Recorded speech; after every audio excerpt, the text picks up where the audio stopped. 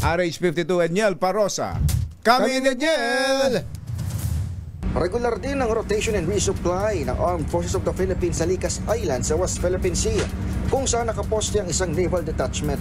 Personal na naranasan ng DZRH News ang hirap ng mga sundalong suungin ng lugar sa pamamagitan ng rubber boats na sumusuong sa naglalakihang alon.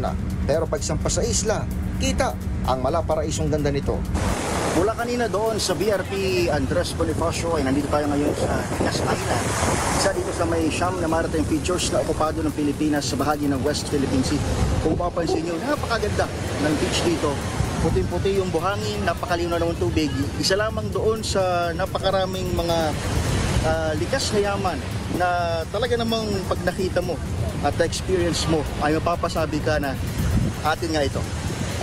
May lawak na 18.9 na hektarya. Ito ang ikalawang pinakamalaking islang okupado ng bansa sa Kalayaan Island Group, sunod sa Pag-asa Island. Pero kaiba sa Pag-asa na may komunidad ang sibilyan, dito sa Likas ay tropa lamang ang nagtatanim ng makakain at taga-alaga ng hayop. Ayon kay Colonel Joel Bonavente, Deputy Commander for Marine Operations ng Western Naval Command, kasado pang i-develop ang lugar. May mga nasa pipeline na for enhancing this patrol base. Nasa pipeline na natin yan to enhance, especially sa sustainment and habitability ng ating patrol base. Sa ngayon ay may sarili itong power generator, deep well at komunikasyon para sa mga madedestinong sundalo, bukod pa sa inumin at pagkain ihahatid galing sa mainland Palawan. Binigyang diin ng AFP ang misyon nitong protektahan ang teritoryong wala sa mga panyaga, hindi pa man kumpleto ang pasilidad sa mga ito.